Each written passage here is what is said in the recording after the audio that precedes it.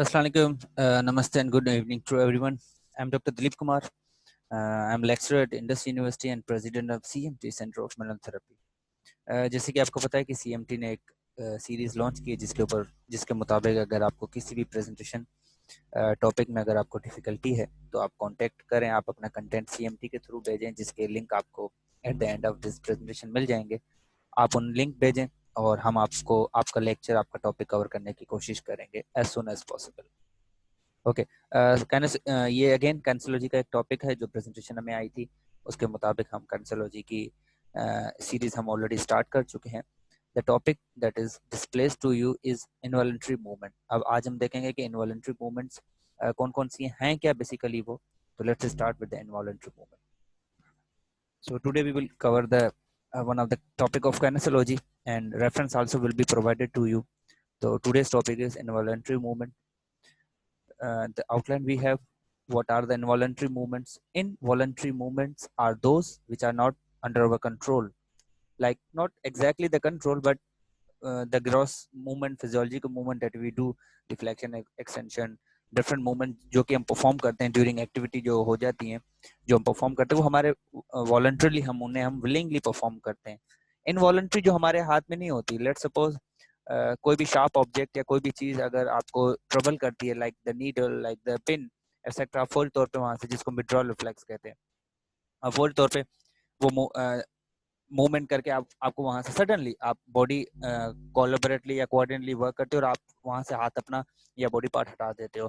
तो ये आपके हाथ में नहीं होते। दिस इज द इनवॉलंटरी, जिसको हम रिफ्लेक्स मूवमेंट्स कहते हैं। Number 2 we have a reflex movement. Reflex movement जो रिफ्लेक्सेस होते हैं, जस्ट लाइक आपकी आंखों के आगे अगर कोई आंखों में मट्टी चली जाए, फौरी तौर पे आपके जो आईज रिस्पॉन्ड करते हैं। These are the reflexive movements. Different reflexes जो हम चेक करते हैं, just like the knee ankle reflex, वो अलग होते हैं। या जिस तरह ये मैंने एग्जांपल दिया किसी शार्प ऑब्जेक्ट का, ये विड्रॉल रिफ्लेक्स है, ये भी हम देखेंगे। द रिफ्लेक्स आर्क जो वो बेसिकली ट्रेजेक्ट्री होती है, ये जो वो फॉलो करता है, उसको रिफ्लेक्स आर्क कहते हैं, वो भी हम पढ़ेंगे। Then you have the stretch reflex. It's one of the monosynaptic reflex in which one neuron, the knee jerk basically, in which when we stimulate the muscle and the basically a stretch response is created. We will study it thoroughly. The postural reflex, which we basically different reflexes, they collaboratively and combinedly they work together in order to make our position stable and sustained. Basically the reflex is postural reflex. Then we have a writing reflex, ये भी हम देखेंगे। Effects and uses, इनके application, इनके clinical uses भी हम देखेंगे। Okay, starting with the involuntary movements. Involuntary movement वो होती है जो हमारे will में नहीं होती। अगर in short इसको explain करें, by definition, the involuntary movements in the body refers to a condition in which an individual doesn't have control over the movements of the parts of the body. उनका body parts पे basically control नहीं होता। Just like आपने different जो हमने पीछे lecture किया था फ्रैंकलिन और इनकोऑर्डिनेशन का, उसमें डिफरेंट जो हमने एग्जांपल दिए थे, जस्ट लाइक द पार्किंसन, वो मूवमेंट्स हो रही जो उनके कंट्रोल में नहीं होती, because the brain which controls the part of the brain which control the movements, just like the cerebellum which control the balance and coordination, is not normal, not intact. Basically it's affected due to any trauma or etc, या due to any pathological condition like Parkinson में control में नहीं होता। Cerebral palsy में उनको आप कहो कि स्टेप्स रखें या चलें, वो ठीक से, जो बेबी है या जो पेशेंट है वो ठीक से चल नहीं पाएगा। तो अल्टीमेटली स्ट्रोक का पेशेंट, उसका अलग अपना गेट होता है। तो उसकी वजह यह है कि जो मेन कंट्रोलिंग सेंटर है वो उनका अफेक्टेड है, तो वो उनके हाथ में नहीं होती, लेकिन फिर भी movement, just like the trimmers जो होते हैं, जस्ट लाइक पार्किंसन में होते हैं, तो वो उनके हाथ कंट्रोल में नहीं होते। So these are the involuntary movements. उसके अलावा अगर हम बॉडी में वो मूवमेंट्स देखें जो कि नॉर्मल हैं बट हमारे कंट्रोल में नहीं है, ये हमने एबनॉर्मल का मिसाल दे दिया। अब हम नॉर्मल की बात करें, द ब्रीदिंग ऑफ हार्ट, जो हमारा हार्ट बीट, कार्डियक मसल, जो हम सोते रहते हैं फिर भी हमारा चलता रहता है, तो these are the ultimately the involuntary movements. हम उसको कुछ टाइम के लिए कंट्रोल कर सकते हैं लेकिन ज्यादा नहीं कंट्रोल कर सकते। Just like the vomiting, coughing, जब हमें खांसी वगैरह आती है, तो ultimately these are the involuntary. Different conditions, just like जिस तरह हम सीपी वगैरह में देखेंगे, हम आगे इसको डिस्कस करेंगे। जब ये स्पास्टिक पोस्चर जनरेट हो जाता है तो इनके जो मूवमेंट्स होते हैं, they are under control by the brain and ultimately brain is affected, so they basically go for ultimate and involuntary movement that are not under control by the body itself. Reflex movement, as we have already studied, what is the basically a reflex? It's an involuntary pre-programmed motor response to a sensory stimulus.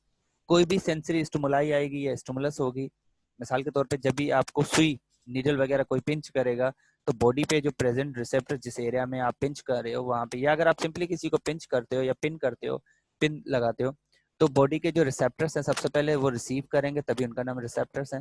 तो depend करता है किस किस्म की stimuli है। अगर आप किसी को फायर वगैरह, किसी को जो आग वगैरह लगती है तो thermo receptors are there. Joint की बात है proprioceptors are there. Muscle tension की बात है तो Golgi tendinal, muscle spindle are there, वेरल।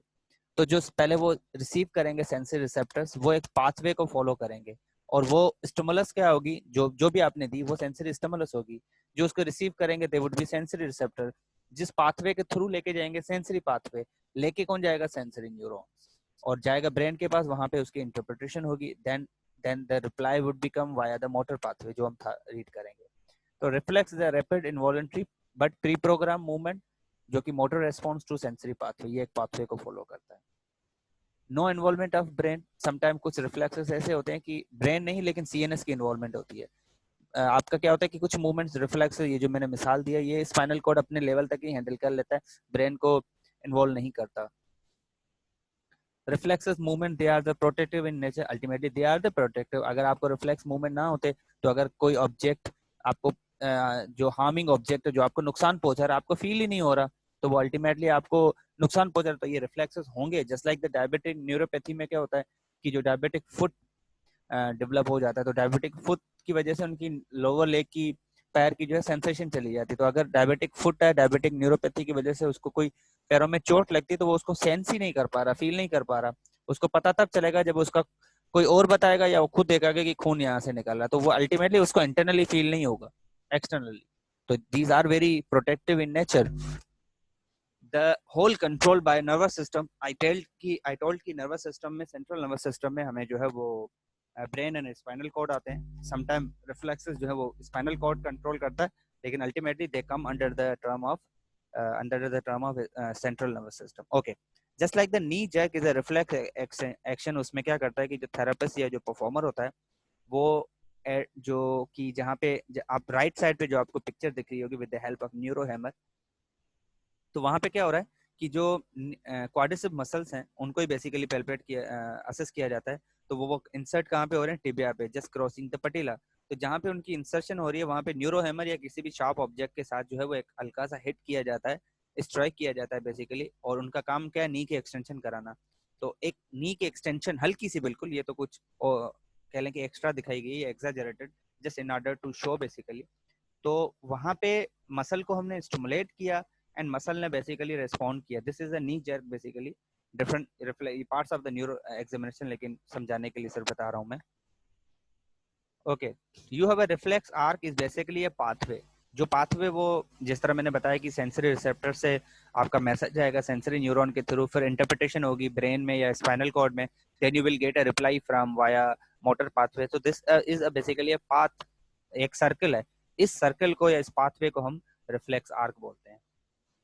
We have a 5 component. सबसे पहले जो स्टिमुलस दी जाएगी वो उसको रिसीव करने के लिए कोई ना कोई रिसेप्टर्स होंगे, तभी उनका नाम रिसेप्टर्स है। वो सबसे पहले रिसीव करते हैं।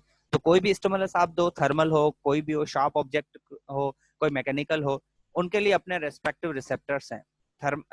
हीट के लिए है तो थर्मो रिसेप्टर्स आते हैं, पोजिशन प्रोप्रियोसेप्टर्स आते हैं, टेंशन के लिए गोल्जी डिफरेंट रिसेप्टर्स आते हैं, सेंसरी के लिए टच के लिए है मैकेनो रिसेप्टर्स आते हैं डिफरेंट वगैरह। तो सबसे पहले रिसेप्टर्स होंगे जो रिसीव करके इंफॉर्मेशन पहुंचाएंगे किसको, सेंसरी न्यूरॉन्स को। तो वो जिस न्यूरॉन के थ्रू, सेंसरी न्यूरॉन जिस पाथवे के थ्रू ब्रेन तक या स्पाइनल कॉर्ड तक पहुंचेगा, सेंट्रल नर्वस सिस्टम तक, उस पाथवे का नाम एफरेंट पाथवे। यहाँ पे 2 पाथवे, एफरेंट एंड इफरेंट। तो ए और ई, ठीक है। एफरेंट पाथवे ए पहले आता है, ई बाद में आता है। तो पहले जो पाथवे फॉलो होगा, एक मैसेज जाएगा तो उसका रिप्लाई आएगा ना। आपको कोई इनपुट मिलेगी तो आप आउटपुट दोगे। आपको कोई रिसेप्टर इंफॉर्मेशन देंगे, भाई इसकी डिकोडिंग करानी है, इंटरप्रिटेशन बाद में होगी। तो first step, you must have a receptors to receive the data, receive the information, receive the stimuli, then you send it to the brain or spinal cord via a pathway. That pathway is sensory pathway या afferent pathway। and इसमें कौन से present होंगे neuron, afferent या sensory neuron. Then you need interneuron. Interneuron क्या करते हैं, एक कनेक्शन है between sensory and motor neurons के दरमियान। जब आप स्पाइनल कॉर्ड में आपकी इंफॉर्मेशन मिल गई, रिसेप्टर ने रिसीव किया, सेंसरी पाथवे के थ्रू ब्रेन स्पाइनल कॉर्ड तक पहुंच गई चीज, अब जब भी इंटरप्रिटेशन होगी वो स्पाइनल कॉर्ड में होगी, लेकिन सेंसरी न्यूरॉन और मोटर न्यूरॉन के दौरान एक कनेक्शन होता है, जो इन्फॉर्मेशन मोटर, अब आपने रिप्लाई भी तो देना है, यूटर्न लेके चीज वापस आएगी मोटर पाथवे के थ्रू, तो उन दोनों के बीच का जो जंक्शन है, जो दोनों के बीच का कनेक्शन है, वो इंटरन्यूरॉन होता है। इसका मैसेज ही, काम ही होता है इंफॉर्मेशन को ट्रांसफर करना। और ये किसको ट्रांसफर करेगा, मोटर न्यूरॉन या इफरंट न्यूरॉन को। और वो किस पाथवे के थ्रू आएंगे, मोटर पाथवे के थ्रू। तो मैं शॉर्ट रिपीट करता हूँ, चलें लास्ट स्टेप कंपोनेंट देख लेते हैं, इफेक्टर। ओके, कोई भी हो सकता है, मसल, ग्लैंड या कोई भी। अच्छा, रिसेप्टर ने पहले स्टिमुलस आई, लेट सपोज आप किसी को नीडल लगा दो। जब आप किसी को नीडल लगाओगे तो वहां पे एक हरकत हो जाएगी, सबसे पहले रिसेप्टर्स एक्टिवेट हो जाएंगे कि कोई चीज पिंच की है, कोई फॉरेन चीज आई है जिसने बॉडी को पिंच किया, तो that is your number 1 component. वो उस पिंचिंग को क्या है उसको नहीं पता, वो ट्रांसफर कर देगा सेंसरी न्यूरॉन को कि आप ये इन्फॉर्मेशन लेके जाओ कि यहाँ पे इंजेक्शन या कोई भी चीज लग रही है और इसको यहाँ से रिमूव करने की, या कोई भी जो भी रिप्लाई हो वो आप दो। वो स्किन फौरी तौर पे मसल या जिसपे वो पिंच लगी, वो सेंसरी पाथवे के थ्रू ब्रेन में जाएगी, वहां पे इंटरप्रिटेशन होगी कि ये मिसाल के तौर पे हमने यहाँ से क्या करना है, शॉप ऑब्जेक्ट लग रहा है, फौरी तौर पे इधर मसल को एक्टिवेट करके हमने अपना जो भी बॉडी पार्ट है वहां से हटाना है। तो वो इंटरप्रिटेशन होगी स्पाइनल कॉर्ड में या ब्रेन में।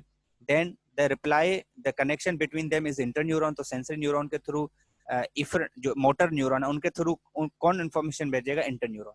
Interneuron is your third step and finally you will get motor pathway के थ्रू रिप्लाई आएगा स्पाइनल कॉर्ड को, स्पाइनल कॉर्ड रिप्लाई देगा मोटर पाथवे के थ्रू, किधर, वापस उधर जहां से ये स्टिमुलस जो है वो स्टार्ट हुई थी। तो वो मोटर न्यूरॉन को मैसेज देगा कि अब ये इन्फॉर्मेशन डिकोड होगी, अब मकसद ये है कि इस मसल को एक्टिवेट करना है, इस मसल को रिलैक्स करना है। फौरी तौर पर रिप्लाई आएगा मोटर न्यूरॉन के थ्रू। मोटर न्यूरॉन जिस पाथवे के थ्रू फॉलो करेंगे that would B motor pathway, और वो किधर आएंगे, उस मसल के पास या उस ग्लैंड के पास या स्किन के पास, जहां से भी स्टिमुलस स्टार्ट हुई है, उस पाथवे के थ्रू आके मैसेज दे देगा कि आपने इस मसल को, ये वाला मसल रिलैक्स होगा, ये वाला एक्टिवेट होगा, and the reaction will be there. That's is your last step component. Okay, then as you can see, जैसे ही वो नीडल पिंच हो रही है, यहाँ पे आप देखें ये नीडल पिंच हो रही है स्किन के ऊपर, और तो रिसेप्टर्स लगे हैं, receptors, this is your first step. Receptor ने फील करके ये ब्लू जो ब्लैक एरो आपको शो हो रहा है और ये blue pathway, this is basically sensory pathway जिसमें सेंसरी न्यूरॉन प्रेजेंट होते थे, as you can see number 2। Then there spinal cord के थ्रू, डिफरेंट पार्ट्स के थ्रू, हॉर्न के थ्रू ये रेस्पॉन्ड जाएगा स्पाइनल कॉर्ड को, वहां पे ये ग्रीन कलर का न्यूरॉन जो कि कनेक्ट कर रहा है इस रेड को ब्लू के साथ। Blue is the sensory, red is the motor pathway, इन दोनों को कनेक्ट करेगा, डेटा ट्रांसफर होगी, this is interneuron. Then the reply will come via the red pathway, this is the motor pathway, and the present neuron in the motor pathway are the motor neuron definitely, and the message will go to any effector can be skin, effector can be organ, effector can be muscle, effector can be your gland basically. तो according to the function, अगर gland होगा तो message देखा जाएगा कि gland ने secretion stop करनी है या स्टार्ट करनी है, बढ़ानी है या कम करनी है। मसल है तो उसको मैसेज आएगा कि स्टार्ट कॉन्ट्रैक्ट होना है या लेंथन होना है, डिफरेंट चीजें टास्क दिए जाते हैं, and then finally you have a effector. This is whole your reflex arc basically. Now coming to the knee jerk again, अगर हम नी जर्क पे देखें तो सबसे पहले जैसे ही हम इस पटेलर टेंडन पे हिट करेंगे बेसिकली, तो यहाँ पे जो सेंसेस क्वाड्रिसेप मसल्स की कॉन्ट्रैक्शन होगी, तो quadricep muscle are the agonist here basically. तो जैसे ही उनमें कोई स्टिमुलस गई, the message will go through the sensory pathway, as you can see the afferent pathway, to ultimately to DRG is the dorsal root ganglion basically, जो कि spinal cord के horn cell में present होते हैं। वहां पे आप देख रहे हो कि इंटरन्यूरॉन्स प्रेजेंट है, ये थोड़ा सा स्काई ब्लू कलर में, and they reply will come with the help of motor neuron, as you can see the green, and then two messages will go. One message will go to the quadriceps muscle to contract, and one message, this is the facilitatory, and while both are the motor, but and other will go to the to inhibit basically, and this is the antagonistic. मैंने कहा था कि this is the reciprocal inhibition basically. मैंने कहा था कि अगर एक मसल ने किसी भी मूवमेंट को परफॉर्म करना है तो उसका अपोजिट जो होगा उसने जरूर खामोश होना है, उसने रिलैक्स होना है, otherwise movement is not going to be perform. तो जब भी आपकी क्वाड्रिसेप कॉन्ट्रैक्ट होंगे, आपके हैमस्ट्रिंग रिलैक्स होंगे, हैमस्ट्रिंग कॉन्ट्रैक्ट होंगे तो नी रिलैक्स होंगे, and this will be decided by the brain itself. He will send the spinal cord will send the messages to contract and other messages to opposite muscle to relax basically. So, and this whole story is basically a reflex arc. This is more visible and clear. The muscle spindle are there. These are the receptors basically. So the number one step, then as the stimulus comes, this will follow a path. This is the afferent impulses are afferent neuron. This is the afferent pathway, second component. Here you can see the green color neuron is the interneuron. This is the third component. Then the messages will go accordingly. The red will go to the quadricep to contract and do the extension because it is stimulated, and that this purple color will go to the hamstring to relax basically, to opposite. And this is whole reciprocal inhibition जो कि हम आगे study करेंगे. Reciprocal inhibition क्या होता है कि जब आपके एक मसल कॉन्ट्रैक्ट होते हैं तो दूसरे मसल को आपके रिलैक्सेशन के मैसेजेस जाते हैं, इसको हम कहते हैं reciprocal inhibition. Okay, so the whole 5 components are in front of you. Now you have a stretch reflex. The stretch reflex is basically a response to the stretching of muscle. Monosynaptic, mono मतलब one, mono, di, tri, tetra. Monosynaptic, synapse क्या होता है कि दोनों के बीच का जो junction जो अभी हम बिल्कुल पढ़ेंगे उसमें एक न्यूरॉन होता है बेसिकली. तो मोनोसाइनेप्टिक रिफ्लेक्स वो रिफ्लेक्स जिसमें आपका सिर्फ एक न्यूरॉन जो है इन्वॉल्व होता है और उसमें होता क्या है, मसल की स्ट्रेचिंग होती है बेसिकली. यहाँ पे हमने देखा कॉन्ट्रैक्शन थी, वो स्ट्रेचिंग होती है. अब मोनोसाइनेप्टिक रिफ्लेक्स एक सिंपल रिफ्लेक्स होता है जैसे such as the knee jerk जो कि अभी हमने स्टडी किया, जिसमें क्या होता है कि सिर्फ एक सिनेप्स होता है बेसिकली, जो कि कनेक्शन है between sensory and motor neuron के through. Synapse is basically junction और कनेक्शन. कैसे?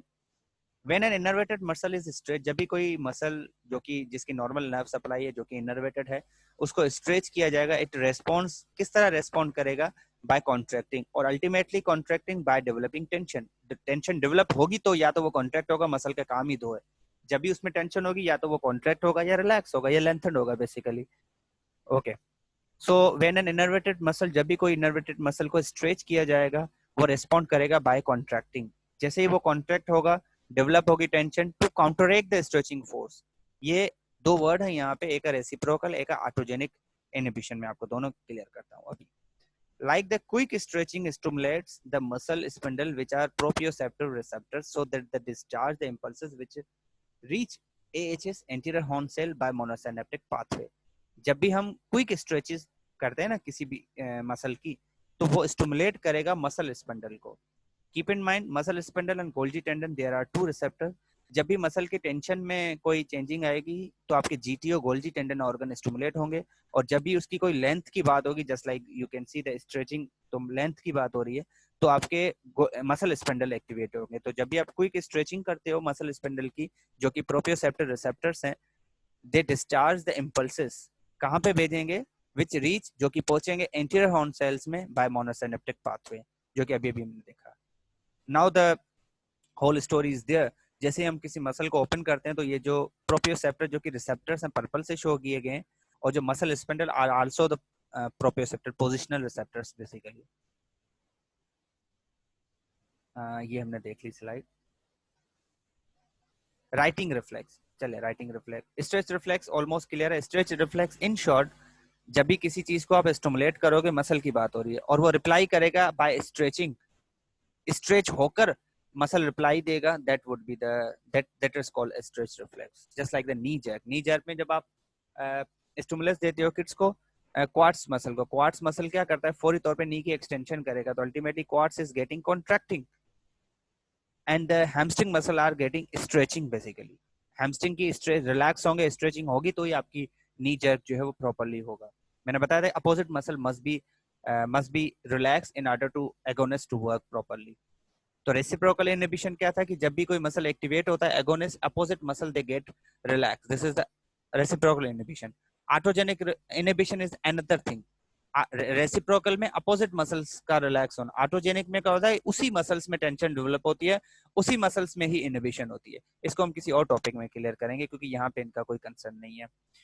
Writing reflex, basically this is a series of reflexes जो कि कंट्रोल्ड होती हैं आपका इक्विलिब्रियम मेंटेन करने के लिए या रिस्टोर करने के लिए.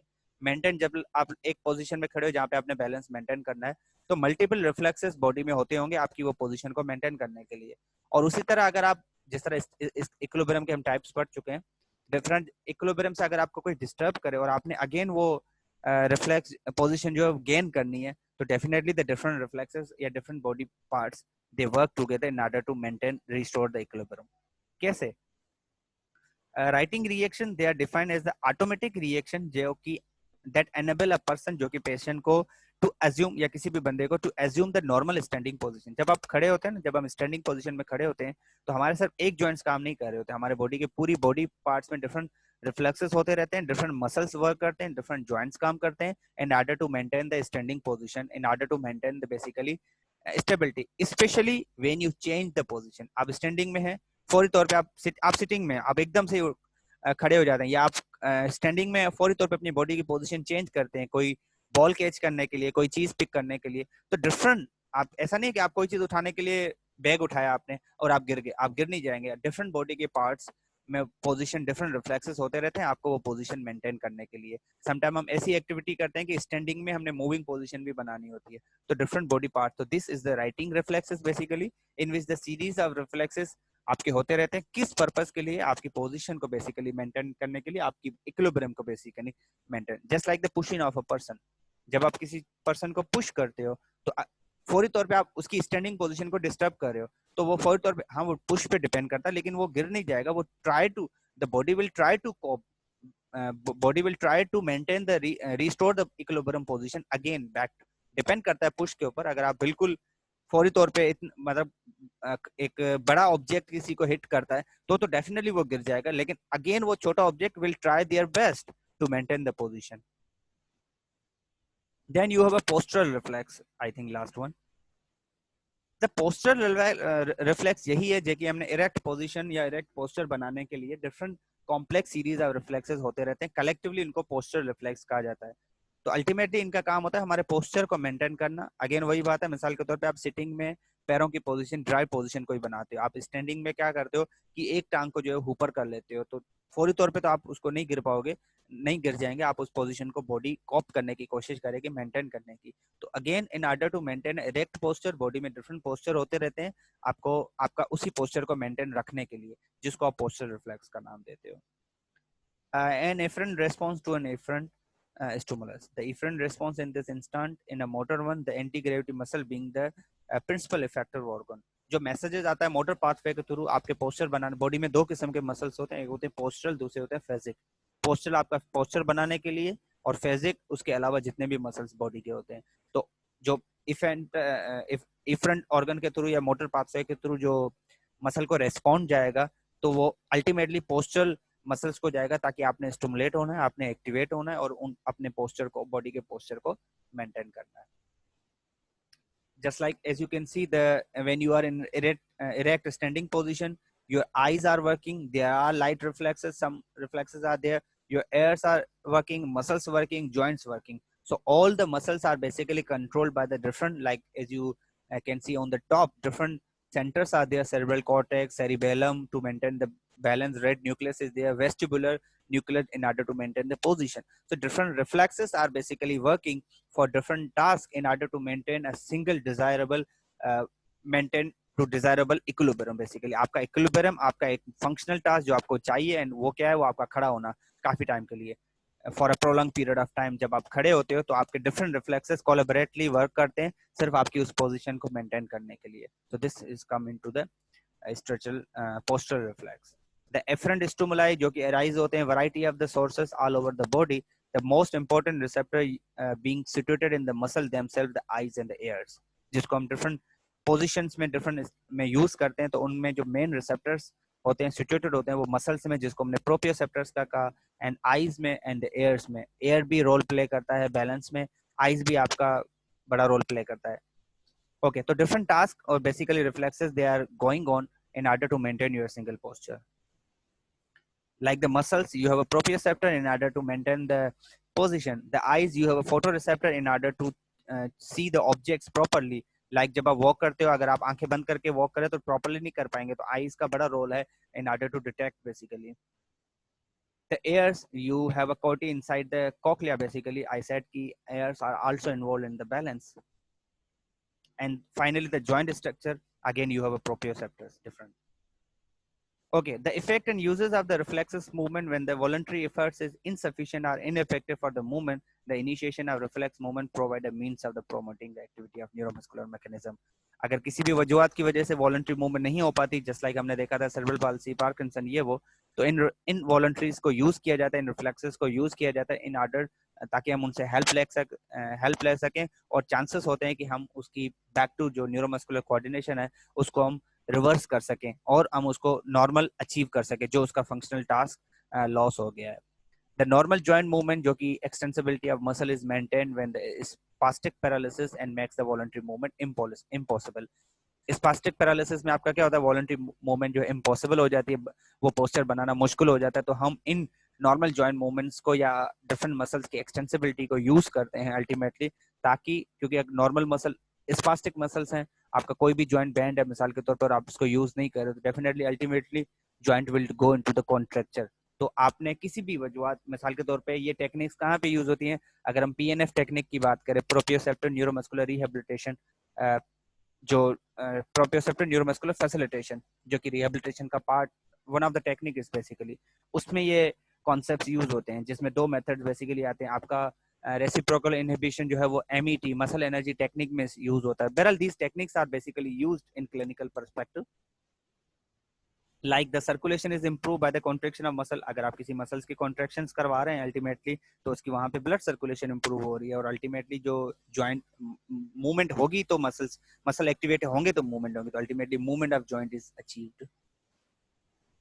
Then the temporary relaxation of spastic muscle is obtained, like the different spasticity में क्या होता है, टोन बढ़ जाती है, मसल की स्पास्टी में टोन बढ़ जाती है, तो वहां पे आप ये रेसिप्रोकल इनहिबिशन यूज कर सकते हो, एज अ मसल गार्डनिंग में यूज कर सकते हो। डिफरेंट अप्रोचेस यूज होती हैं, आप मेड टेक्निक अप्लाई करते हो डिफरेंट, तो वो कोई ना कोई इनका कॉन्सेप्ट यूज कर रहा होता है। They may provide opportunity for the development of voluntary muscle in case of spastic paralysis, already discussed. Thank you so much. This was all about the involuntary movement and the reflex movement. Furthermore, if you have any sort of the query, you can ask. And this was the one of the part of the series also. अगर furthermore आपको किसी भी presentation या topic में difficulty है, तो आप अपना content presentation CMT को भेजें, and CMT will try to cover or record the lecture as soon as possible. The different resources you have to contact the CMT, like the YouTube channel is there, Center of Malon Therapy, Facebook page is there. You can directly contact, send the presentation on the email is provided to you. Thank you so much. Keep watching Center of Malon Therapy. Stay home, stay blessed.